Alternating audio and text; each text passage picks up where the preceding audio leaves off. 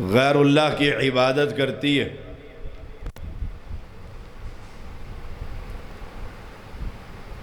وہاں یہ جرم بھی کرتی ہے کہ پیغمبر کی پہلی جماعت کا ایمان مشکوک بنا دیا جائے۔ میں شریعت کا ایک ادنیٰ سا طالب علم ہوں، میں کوشش کروں گا اللہ تعالیٰ کی توفیق سے اور کتاب و سنت کے دلائل سے پیغمبر اور پیغمبر کی پہلی جماعت کے بارے میں کچھ گفتگو کر سکوں۔ اللہ کریم مجھے حق اور سچ کہنے کی توفیق عطا فرما، پھر ہم سب کو اپنی زندگیوں میں پیغمبر اور پیغمبر کی جماعت سے محبت کرنے کی توفیق عطا فرما۔ میں یہ سمجھتا ہوں اہل شرک کی کوشش یہ کہ صحابہ کی جماعت پر طعن کیا جائے اور امت میں ان کے ایمان کو مشکوک بنا دیا جائے۔ اصل دشمنی صحابہ سے نہیں، اصل دشمنی اسلام کے ساتھ۔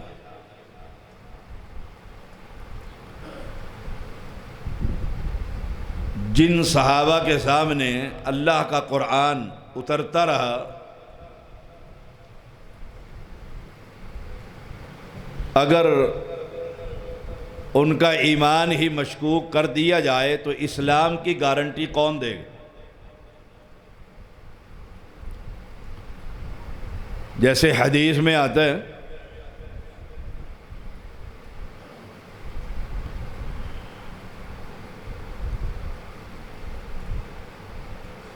ایک شخص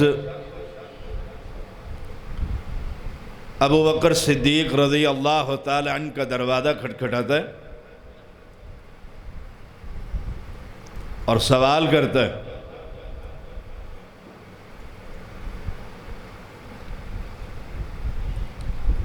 کہ مسجد اقصی، بیت المقدس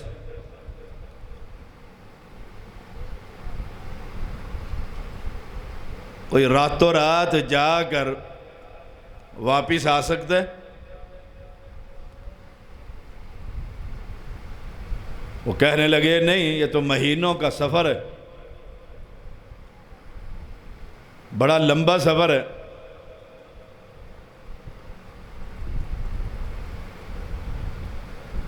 کہا پھر تمہارے صاحب یعنی محمد صلی اللہ علیہ وسلم فرماتے ہیں کہ میں راتوں رات چلا بھی گیا ہوں اور واپس بھی آ گیا۔ ابو بکر صدیق رضی اللہ تعالیٰ عنہ کا ایمان دیکھیے۔ کہا تم نے سنا ہے؟ کہا ہم سن کر ہی آ رہے ہیں، اور آپ سے پوچھتے ہیں کیا ایسا ہو سکتا ہے؟ فرمایا اگر پیغمبر علیہ السلام نے کہا ہے تو بالکل سچ کہا ہے، وہ راتوں رات جا بھی سکتے ہیں اور آ بھی سکتے ہیں۔ ایمان کی کیفیت، ان صحابہ کا ایمان اگر مشکوک بنا دیا جائے تو پھر اسلام کیسے بچے گا؟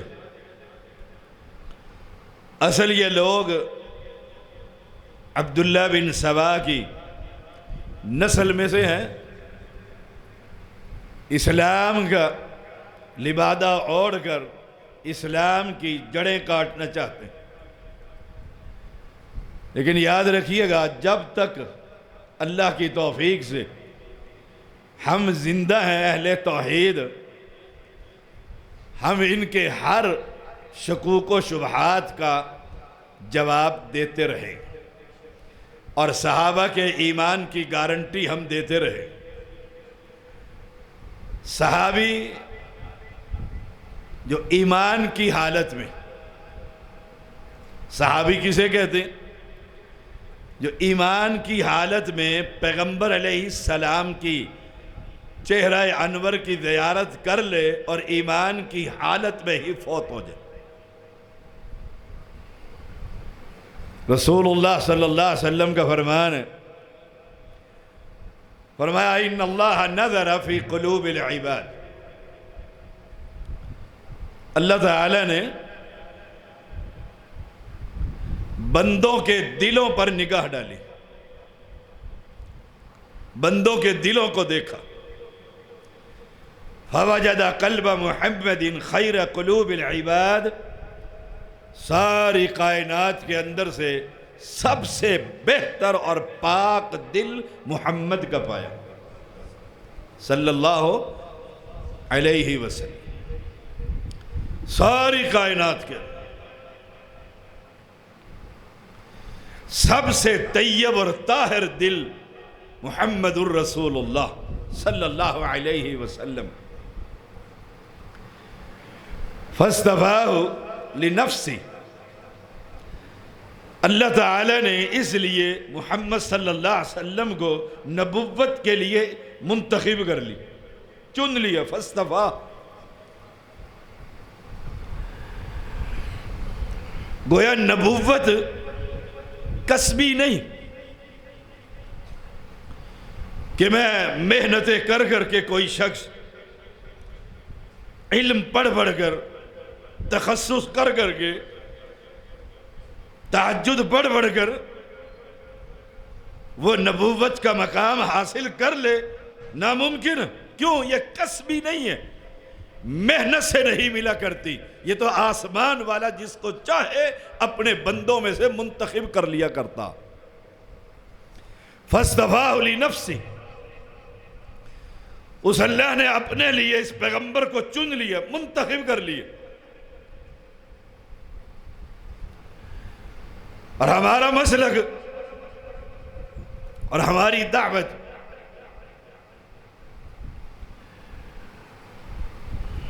کہ کائنات کے اندر اللہ تعالی نے صرف ایک بندے کو چنا، اس امت کی اصلاح کے لیے، چار کو نہیں کہ اہل سنت کے یہ چار امام ہیں، نہیں، 12 کو نہیں کہ سادات کے یہ 12 امام ہیں، معصومین جنہیں کہا جاتا، نہیں، اللہ نے کائنات کے اندر سے صرف ایک بندے کو چنا، اپنا کلام اپنے بندوں تک پہنچانے کے لیے پوری اس انسانیت کے اندر سے ایک بندے کے دل کو سب سے بہتر پایا اور اسی کو امام الانبیاء بنا کر امت کو آخری پیغمبر عطا فرمایا۔ یہ مسلک اہل حدیث ہے۔ ہم تلاش کرتے پھرتے ہیں چاروں میں، کوئی کوفے کا امام، کوئی عراق کا امام، کوئی بریلی کا امام، کوئی انڈیا کے شہر دیوبند کا امام، کوئی اہل بیت کی نسلوں میں امام، نہیں، اللہ تعالی نے ایک بندے کو چنا اور اس کا انتخاب کرنے کے بعد نبوت کا دروازہ ہی بند کر دیا۔ یہ آخری پیغمبر۔ اب اگر کوئی شخص پورے قرآن کا حافظ ہو، پورے سیاہ ستہ کا حافظ ہو، اصحاب محمد کے اقوال کا حافظ ہو، پوری تفاسیر کا حافظ ہو، تہجد گزار ہو، ساری زندگی اس نے پڑھا اور پڑھایا، لیکن نبوت کے مقام پر بیٹھ سکتا نہیں۔ فاصطفاہ لنفسی، اللہ نے صرف ایک بندے کو چنا اور اس کا نام ہے محمد صلی اللہ علیہ وسلم۔ دنیا میں بھی اور آخرت میں بھی۔ آخرت میں لواء الحمد بیدہ یوم القیامہ، جھنڈا کس کے ہاتھ میں ہوگا؟ فیصلہ کیجیے۔ یہ دنیا دار العمل ہے، دنیا میں فیصلہ کر لیجیے۔ حشر کا میدان سجے گا، حمد کا جھنڈا کس کے ہاتھ میں ہوگا؟ ٹھنڈے دل سے سوچئے۔ امام ابو حنیفہ رحمہ اللہ کے ہاتھ میں ہوگا؟ امام مالک رحمہ اللہ کے ہاتھ میں ہوگا؟ امام احمد بن حنبل رحمہ اللہ کے ہاتھ میں ہوگا؟ امام شافعی رحمہ اللہ کے ہاتھ میں ہوگا؟ جائیے اہل علم سے پوچھ کر دیکھ لیجئے۔ قیامت تک کے لیے سوال ہے کہ حمد کا جھنڈا کس کے ہاتھ میں ہوگا، تو جب بھی وہ بیان کرے گا کتاب و سنت کے دلائل سے، تو مسلک اہل حدیث بیان کرے گا کہ حمد کا جھنڈا صرف محمد کے ہاتھ میں ہوگا۔ سارے انبیاء اور ساری دنیا اس جھنڈے کے تلے ہو۔ فَاسْتَفَاهُ لِنَفْسِهِ، یہ معنی اس حدیث کہ رب نے ایک بندے کو چنا اپنی توحید بندوں تک پہنچانے کے لیے، دعوت کا آغاز کیے، قوم کو کہا قُلْ لَا إِلَهَ إِلَّا اللَّهُ،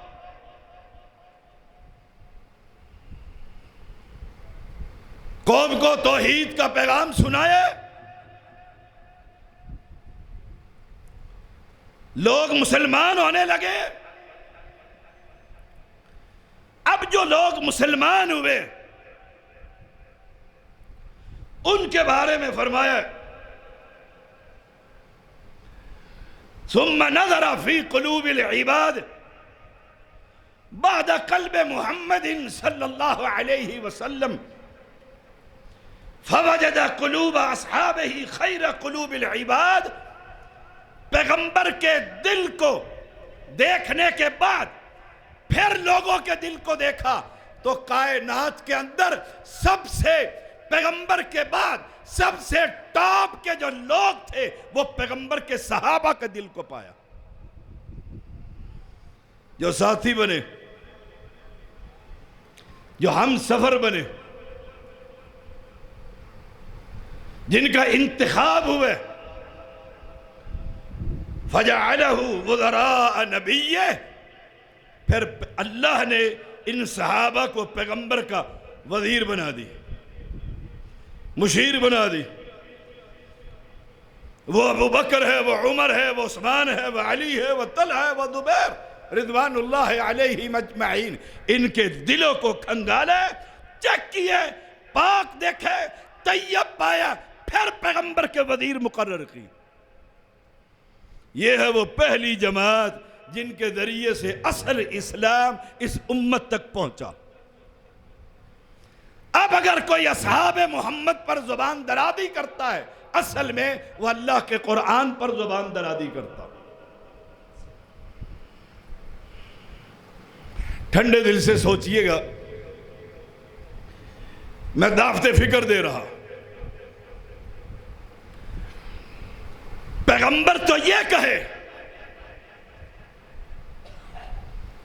کہ رب نے میرے صحابہ کے دلوں کو دیکھے، اور آج کا بد زبان شخص یہ کہے کہ پیغمبر کے صحابہ میں سے 3 رہ گئے تھے، باقی سب مرتد ہو گئے تھے۔ ٹھنڈے دل سے سوچ، اللہ سچ ہے؟ وَمَنْ أَصْدَقُ مِنَ اللَّهِ قِيلَ، رب سے سچی بات کس کی ہو سکتی؟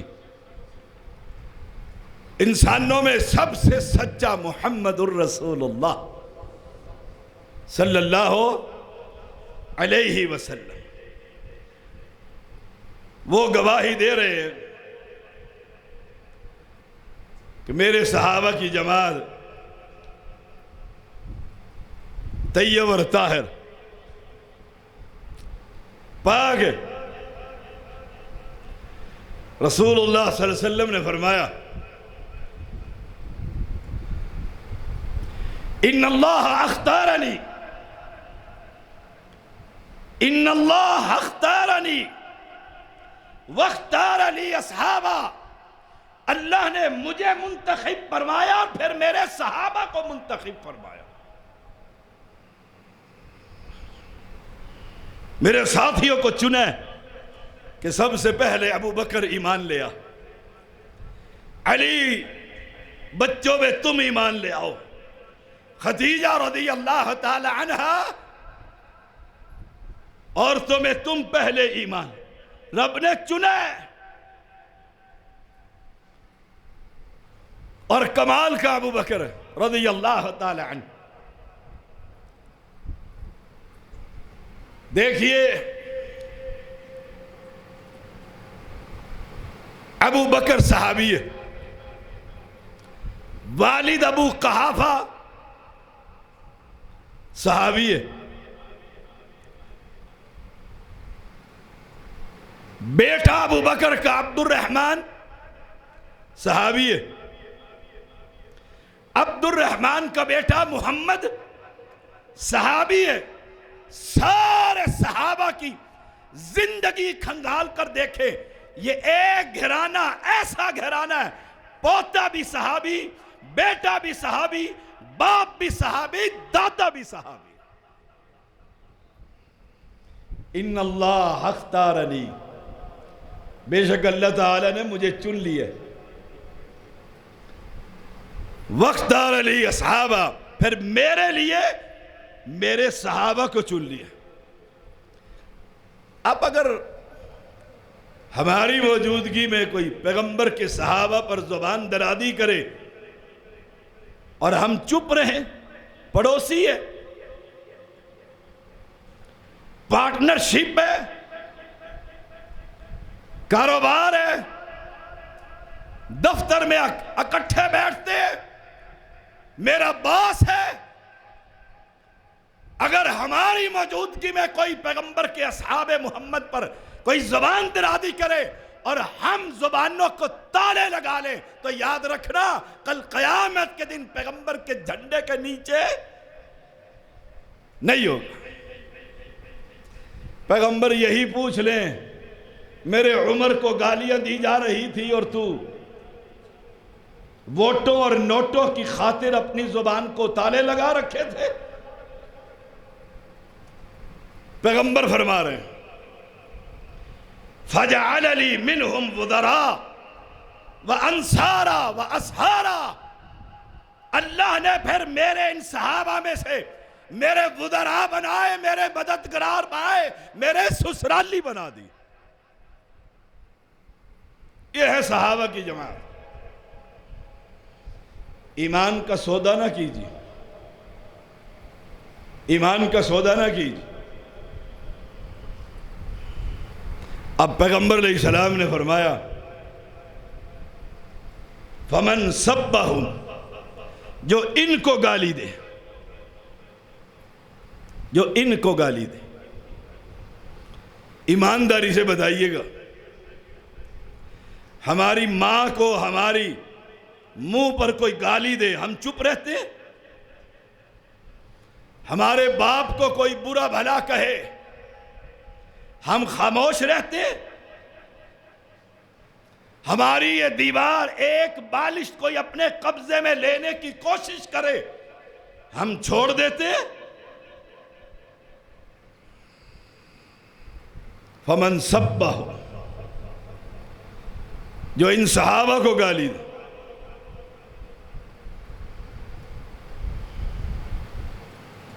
جو ان صحابہ کو گالی دے، سزا کتنی بڑی ہے، سزا کتنی بڑی ہے۔ فعلیہ لعنت اللہ والملائکۃ والناس اجمعین. جو پیغمبر کے صحابہ کو گالی دے، پیغمبر فرماتے ہیں اس پر اللہ کی لعنت، سارے فرشتوں کی لعنت، اور کائنات کے ہر مسلم مواحد مسلمان کی پھٹکار پڑتی. اور تاریخ میں آتا ہے ایک شخص پیغمبر کے صحابہ کو گالی دینے لگا، قریب کتا بندھا ہوا تھا، وہ بھونکا. لوگوں نے کہا یہ تجھ پر بھونک رہا ہے. کہا نہیں، یہ تو جانور ہے، میں دوبارہ گالی دیتا ہوں. اس نے دوبارہ گالی دی. اس جانور نے اپنی رسی تڑوا کر اس بھونکنے والے کے گردن کو دبوچ کر موقع پر قتل کر دی. فمن سبہ، ہماری موجودگی میں گالیاں دے اور ہم اس لیے چپ رہے کہ نقوی اور زیدی سید ہے، محرم ان کا مہینہ ہے، یہ جو چاہے کرے. اور سنی مسلمان، میں تیری غیرت کو جگا رہا ہوں. جو اپنی بہن پر اٹھنے والی آنکھ کو پھوڑنے کے لیے تیار ہے، تو اپنی ماں پر اٹھنے والی ہاتھ کو توڑنے کے لیے تیار ہے، تو اپنے باپ پر بھونکنے والی زبان کو کاٹنے کے لیے تیار ہے. جو امت کی ماں پر بھونکے اس کو کون جواب دے گا؟ فمن سبہ فعلیہ لعنت اللہ والملائکۃ والناس اجمعین. کائنات کے رب نے کہا جو میرے محمد کے صحابہ پر بھونکے گا میں رب اس پر لعنتیں بھیج رہا.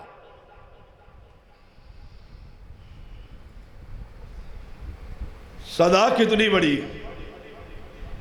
لا يقبل منہ صرف ولا عدل، نہ اس کا کوئی فرض قبول ہوگا نہ اس کی کوئی نفل قبول. جی اہل بیت سے محبت کرتے ہیں.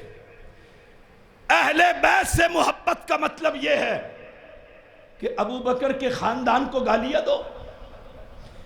اہل بیت سے محبت کا مطلب یہ ہے کہ عمر کے خاندان کو گالیاں دو. اہل بیت سے محبت کا مطلب یہ ہے عثمان پر زبان درازی کرو. یہ اہل بیت کی محبت کی آڑ لے کر اسلام کے دشمن، قرآن کے دشمن ہے، محمد کے دشمن ہے، اصحاب محمد کے دشمن. رب نے فرمایا والسابقون الاولون من المہاجرین والانصار والذین اتبعوہم بإحسان رضی اللہ عنہم ورضوا عنہ وأعد لهم جنات تجری تحتها الانہار خالدین فیہا ابدا ذالک الفوز العظیم. 3 جماعتوں کا ذکر قرآن کی اس آیت کریمہ میں. پہلی جماعت مہاجر، ہجرت کرنے والے، اپنا مکہ چھوڑنے والے، موت تک مکے کی زمین کو چھوڑنے والے مہاجر. والانصار دوسری جماعت انصاریوں کی، جنہوں نے گھر کے دروازے کھول دیے مہاجرین کے لیے، کہا آ جاؤ. والذین اتبعوہم بإحسان تیسری جماعت، جنہوں نے اخلاص کے ساتھ صحابہ کی پیروی کی. سارے صحابہ، کوئی رہ گیا پیچھے؟ مہاجر، انصار، والذین اتبعوہم بإحسان، تیسری جماعت جو مہاجر نہیں، انصاری نہیں، اسلام کو قبول کرنے والے، تیسری جماعت اخلاص کے ساتھ بے احسان، سارے صحابہ، رب کیا فرماتے ہیں؟ رضی اللہ عنہم ورضوا عنہ، میں رب ان سے راضی ہو گیا ہوں اور وہ مجھ رب سے راضی ہو گئے۔ ہم صحابہ کے مشاجرات کو آج تختہ مشق بنائے ہوئے، گالیاں بکتے ہیں، صحابہ کی توہین کرتے، سنی کرتے، نام نہاد اہل بیت کی محبت کا دعویٰ کرنے والے کرتے، اور صحابہ کی آپس کی گفتگو کو، لڑائیوں کو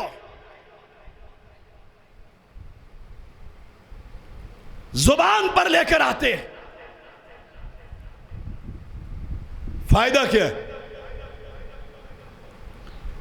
کسی مہاجر کی غلطی، انسان تھے نا، نبی تو نہیں تھے، غلطیاں ہوئیں، کسی انصاری کی غلطی، کسی صحابی کی غلطی، آج اگر میں بیان کروں منبر پر، اسلام کو کیا فائدہ؟ سوچئے گا ذرا، اسلام کو کیا فائدہ ہے؟ صحابہ کی جنگوں کا ذکر کروں، آپس کی لڑائیوں کا ذکر کروں، اسلام کو کیا فائدہ ہے؟ پاکستان بچ جائے گا یا اسلام بچ جائے گا؟ کوئی فائدہ نہیں سوائے اس کے کہ صحابہ کے ایمان کو مشکوک بنا کر میں اسلام کو ہی شک و شبہ میں ڈال دوں۔ اسلام کے بارے میں لوگوں، یہ کیسا اسلام ہے؟ یہ کیسا اسلام ہے؟ صحابہ کی جماعت، وَأَعَدَّ لَهُمْ جَنَّاتٍ تَجْرِي تَحْتَهَا الْأَنْهَارُ خَالِدِينَ فِيهَا أَبَدًا، اللہ نے ان کے لیے جنتیں تیار کر رکھی،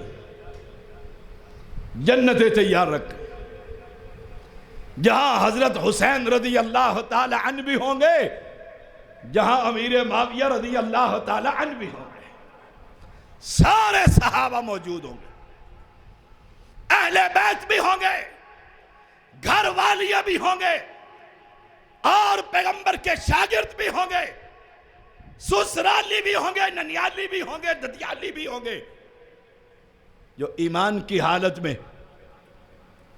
پیغمبر کا دیدار کرنے والے اور اسی پر فوت ہونے والے۔ رب کیا کہتا ہے؟ خالدین فیہا ابدا، وہ ہمیشہ اس جنت میں رہیں گے۔ وَكُلًّا وَعَدَ اللَّهُ الْحُسْنَى، قرآن کہتا ہے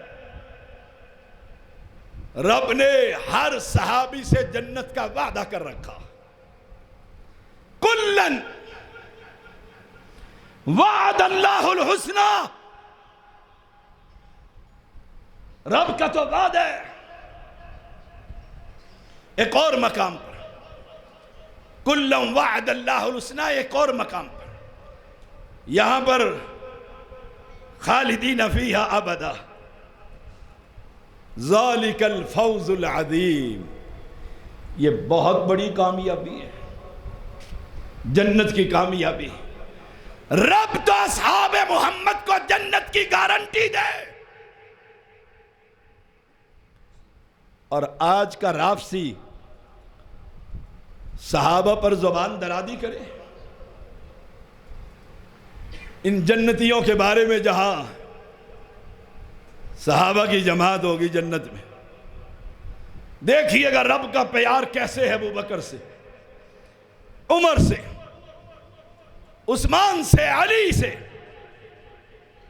طلحہ سے زبیر سے رضوان اللہ علیہم اجمعین قال رسول اللہ صلی اللہ علیہ وسلم، فرمایا پیغمبر نے، ان اللہ یقول لأہل الجنہ یا اہل الجنہ، اللہ تعالی یقیناً جنتیوں سے کہے گا، یا اہل الجنہ، او جنتیوں، یقولون لبیک ربنا وسعدیک، ساری جنت پکار اٹھے گی، حاضر ہے یا رب، حاضر ہے، فیقول حل رضیتم، کمال کی حدیث، رب کہے گا حل رضیتم، تم راضی ہو گئے ہو؟ سر کٹوانے والے، مال چھوڑ کر مکہ سے خالی ہاتھ آنے والے، گھروں کے دروازے کھولنے والے، حل رضیتم، کیا تم راضی ہو گئے؟ فیقولون، سارے جنتی کہیں گے، وما لنا لا نرضى، ہم کیوں نہ راضی ہو، ہم کیوں نہ راضی ہو، وَقَدْ آتَيْتَنَا مَا لَمْ تُعْتِ أَحَدًا من خلقِكَ، اللہ تو نے ہمیں ان نعمتوں سے نوازا ہے جو اپنی مخلوق میں سے کسی کو نہیں دی۔ یہ صحابہ کی جماعت۔ فیقول، رب کہے گا انا اعطیکم افضل من ذلک، اس سے افضل چیز نہ تمہیں دے دوں؟ سبحان اللہ۔ قالوا یا رب وَأَيُّ شَيْءٌ أَفْضَلُ مِنْ ذَلِكَ، اس سے افضل کیا چیز ہو سکتی ہے؟ مکان رہنے کو، محلات،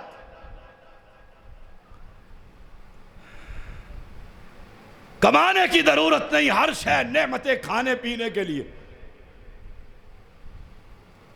حوروں کی جماعت، جنتیں، محلات، باغات، وَأَيُّ شَيْءٍ أَفْضَلُ مِنْ ذَلِكَ، اس سے افضل اللہ، وہ کون سی چیز ہو سکتی؟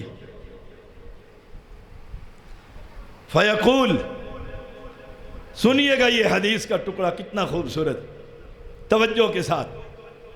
فیقول، رب کہہ رہا ہے، احل علیکم رضوانی فلا اسخط علیکم بعدہ ابدا، میں اپنی رضامندی تمہیں دے رہا ہوں، آج کے بعد تمہارا رب تم سے کبھی ناراض نہیں ہو۔ کتنی بڑی نعمت، دائمی رضامندی۔ رب تو صحابہ کو کہے میں تم سے کبھی ناراض نہ ہوں گا، اور یار لوگ محرم الحرام میں صحابہ، وہ دیکھو کربلا، کربلا 60 ہجری کے بعد، اور ابو بکر کب فوت ہوئے، حسین کب شہید ہوئے رضی اللہ تعالی عنہ، تذکرہ حسین کا، گالیاں ابو بکر کو، کمال نہیں ہے، کمال نہیں ہے۔ 60 ہجری میں امیر معاویہ، یزید کا دور ہے، تذکرہ کربلا کا، اور گالیاں خطاب کے بیٹے عمر کو رضی اللہ تعالی عنہ۔ کمال ہے، سوچئے گا ذرا، دیکھئے گا ذرا۔ کسی نے پوچھا حسین رضی اللہ تعالیٰ عنہ شہید ہوئے کربلا میں، گالیاں ابو بکر کو کیوں، عمر کو کیوں، عثمان کو کیوں؟ کہا یہ غاصب تھے، انہوں نے پیغمبر کا باغ فاطمہ کو نہیں دیا تھا رضی اللہ تعالی عنہ، وہ مانگنے گئی تھی، ابو بکر نے نہیں دیا۔ میری طرف دیکھیے، خلافت آئی عمر کی، عمر نے نہیں دیا، اس لیے گالیاں۔ دور آیا عثمان کا، نہیں دیا۔ پھر کون خلیفہ بنے؟ بولو، علی شیر خدا امیر المؤمنین۔ ان کو الگ الگ بٹھا دو، لڑ رہے ہیں دونوں، ایک ادھر بٹھا دو اپنی طرف، اٹھاؤ اس کو گود میں اٹھاؤ۔ علی، سوال ہے، مانتا ہوں بھکاری بن کر قیامت تک کے لیے رافضیوں سے سوال کا جواب دو، علی خلیفہ بنے؟ کہا بنے۔ وہ باغ جو ابو بکر نے نہیں دیا، عمر نے نہیں دیا، عثمان نے نہیں دیا، علی نے وہ باغ فاطمہ کو دے دیا تھا اپنی امارت اور خلافت میں۔ پوچھئے گا ان سے، تاریخ کہتی ہے 4 سال کے قریب، کچھ دن اوپر نیچے، کچھ مہینے، علی کی خلافت رہی۔ باغ کے قابض کون ہے؟ علی، امیر ہے نا، خلیفہ، مسلمانوں کا خلیفہ، جنتی ہے علی رضی اللہ تعالی عنہ۔ علی نے وہ باغ فاطمہ کو دے دیا تھا، سبحان اللہ۔ باغ علی کے قبضے میں، اہل بیت کو نہیں دیا، علی شہید کر دیے گئے، اللہ ان سے راضی، وہ اپنے رب سے راضی۔ پھر خلیفہ کون بنے؟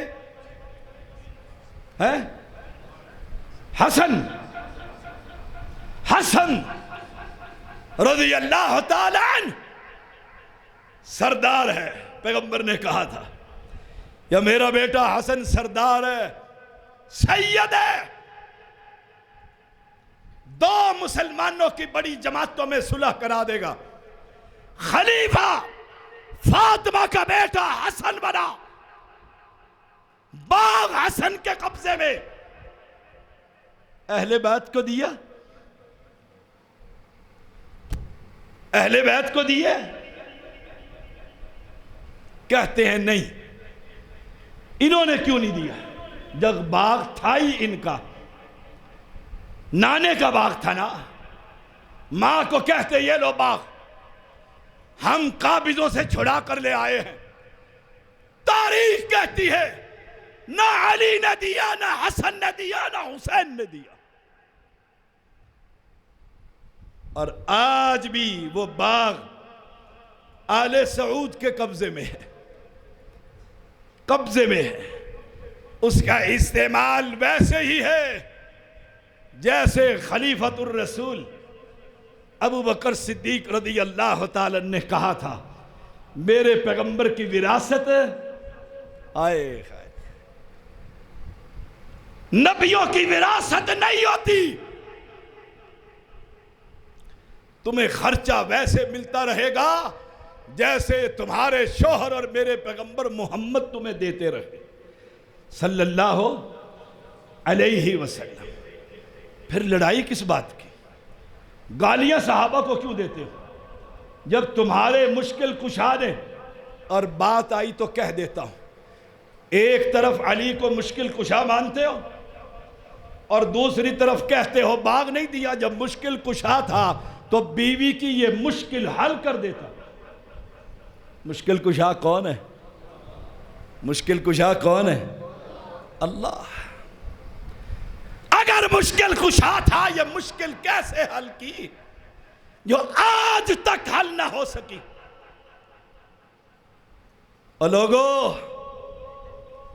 پھر وہی بات جو میں نے شروع میں کہی تھی، صحابہ سے دشمنی اہل بیت کی محبت کی وجہ سے نہیں، صحابہ سے دشمنی اس قرآن کی وجہ سے، صحابہ سے دشمنی اسلام کی وجہ سے، کہ اسلام کو اگر مشکوک بنانا ہے، حدیث تو ٹھیک نہیں، قرآن تو مشکوک ہے، تو صحابہ کا ایمان مشکوک ہوتا ہے. سن لو ہمارا عقیدہ، پیغمبر کا دل بھی طیب اور طاہر، پیغمبر کے ہر صحابی کا دل بھی طیب اور طاہر، قرآن بھی وہی ہے، حدیث بھی وہی ہے، اور قیامت تک ہم ہر اہل حدیث پیغمبر کی عظمت اور صحابہ کی عظمت، اسلام کا دفاع ڈنکے کی چوٹ انشاءاللہ کرتے رہیں. کرتے رہو گے؟ جو کرتے رہو گے ہاتھ ذرا کھڑا کرو. اللہ آپ کو استقامت عطا فرمائے. ہم ایک ایک صحابی کا دفاع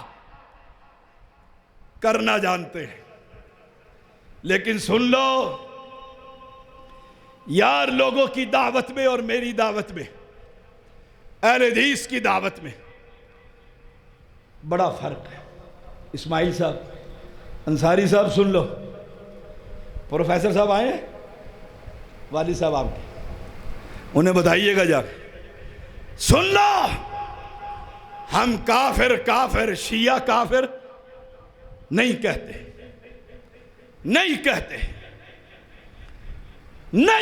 سن لو، میں پڑھتا تھا بہاولپور میں، جہاں آپ کے خطیب قاری عبد الرحیم کلیم بھی پڑھتے تھے حفظہ اللہ تعالی.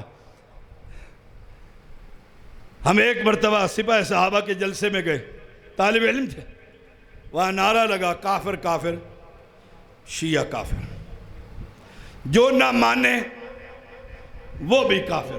ہم چپ رہے.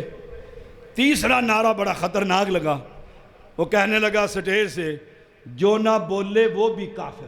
ہم چپ تھے. میں نے ساتھی کو، عبد الرحمن بول ورنہ کافر ہوتے.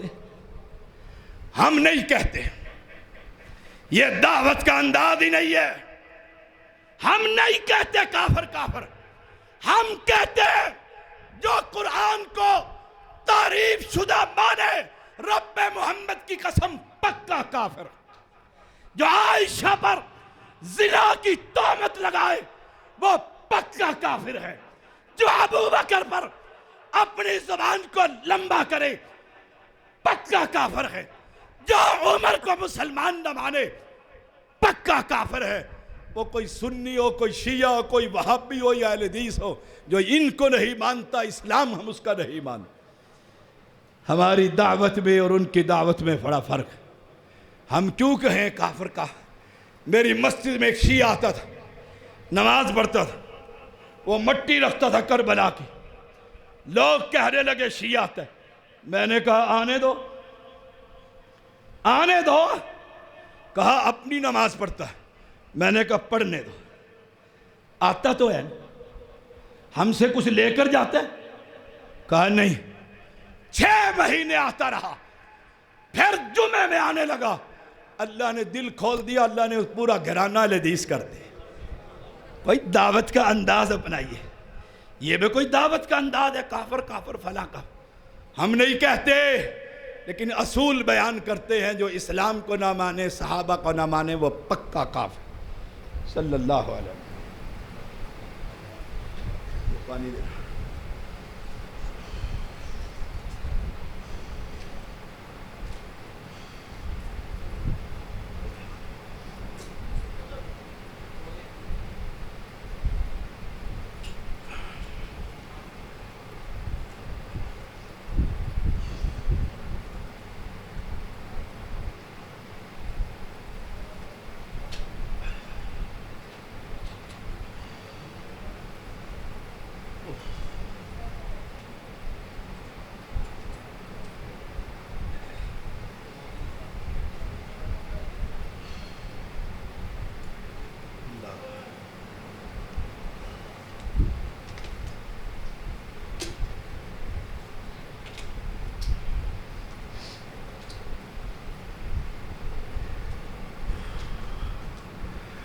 إن الحمد لله نحمده ونستعينه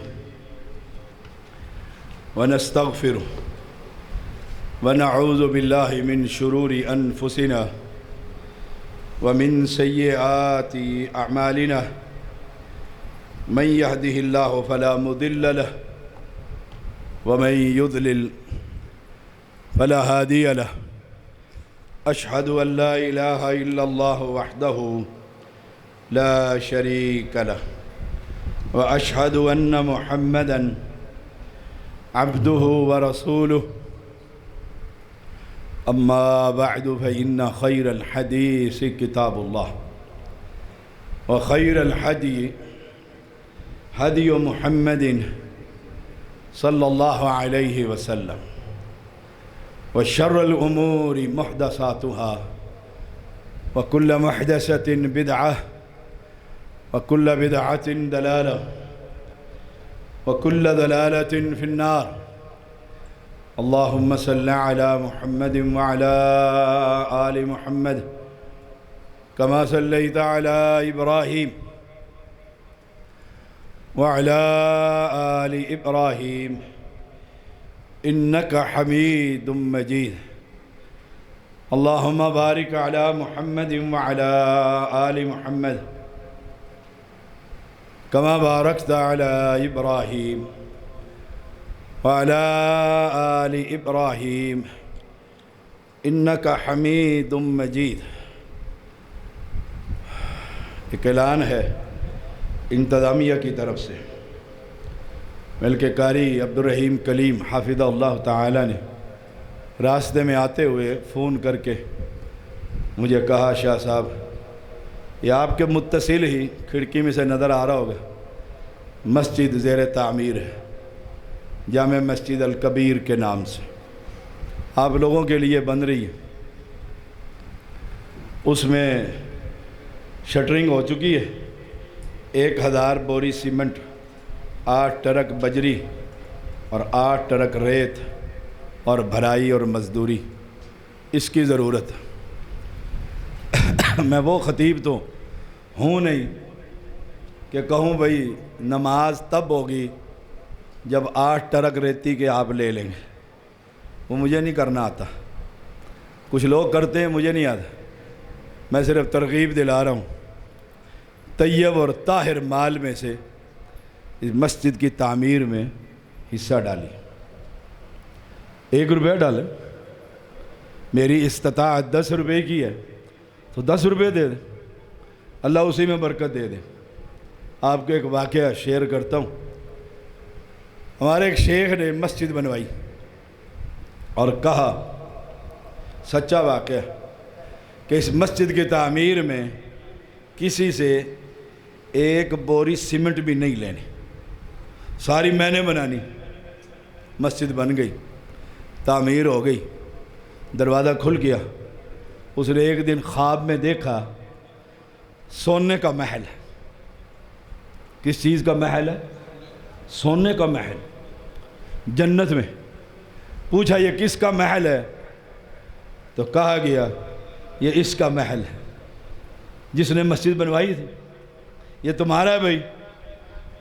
بالکل ویسا ہی، بالکل سیم اس محل کے سامنے ایک اور محل ہے، دروازے بھی ویسے، کھڑکیاں بھی ویسی، سائز بھی وہی، جنت میں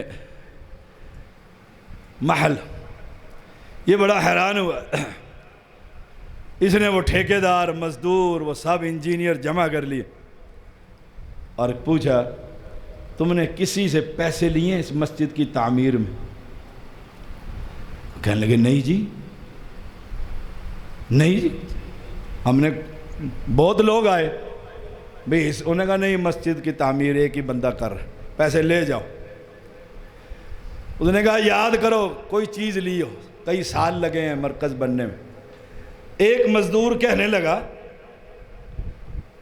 یہ ایک مرتبہ جب مسجد کی چھت ڈل رہی تھی، مزدور زیادہ تھے، بیلچے کم ہو گئے۔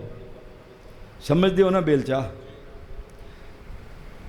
میں نے سرائکی میں بات نہیں کی کیونکہ جمعہ کا خطبہ ہے، جلسہ ہوگا تو پھر انشاءاللہ آپ کی زبان میں بھی بات ہو جائے گی۔ انہوں نے کہا جی وہ سامنے جو گھر ہے نا، وہاں سے جا کر دروازہ کھٹکھٹایا، اماں جی دروازے پر آئی۔ سعودی عرب کا یہ واقعہ ہے۔ میں نے کہا جی بیلچہ ہے گھر میں؟ اس نے کہا ہاں ہے۔ کہا جی مسجد میں ایک بیلچے کی ضرورت ہے، مسجد کی چھت ڈال کر بیلچہ واپس کر دیں۔ میں نے کہا ٹھیک ہے، بیلچہ اسے دے دیا۔ وہ سعودی جو شیخ تھا نا، وہ اس اماں کے گھر چلا گیا اور کہا اماں جی اس مسجد کی تعمیر میں آپ نے بیلچہ دیا تھا، واپس مل گیا؟ کہا جی مل گیا۔ کہاں ہے بیلچہ؟ کہا گھر میں پڑا ہے۔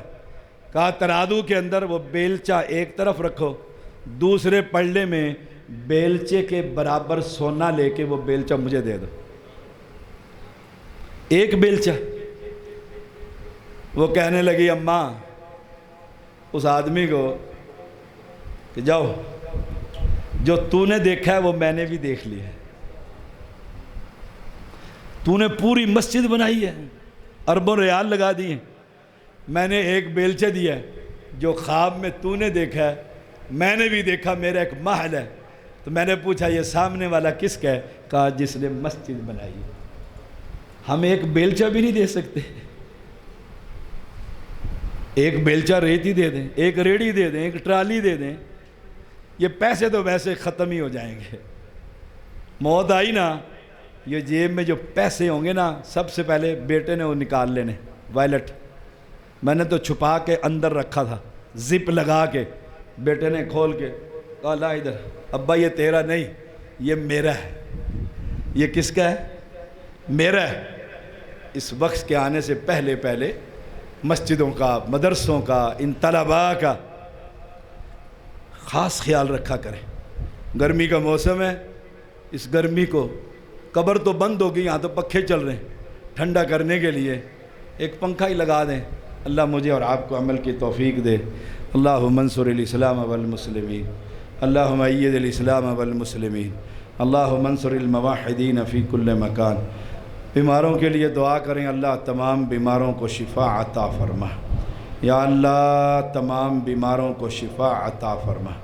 یا اللہ میرے بڑے قریبی ساتھی شیخ عبدالوحید سندل حافظہ اللہ اور میاں زاہد صاحب ہمارے اسلام آباد کے اور سیالکوٹ کے ساتھی بڑے بیمار ہیں، اللہ انہیں شفا کامل عطا فرما۔ مولا کریم میں بھی بیمار ہوں، مجھے بھی شفا عطا فرما۔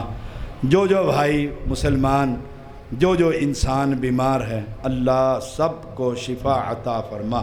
ربنا تقبل منا انک انت السمیع العلیم وتب علینا۔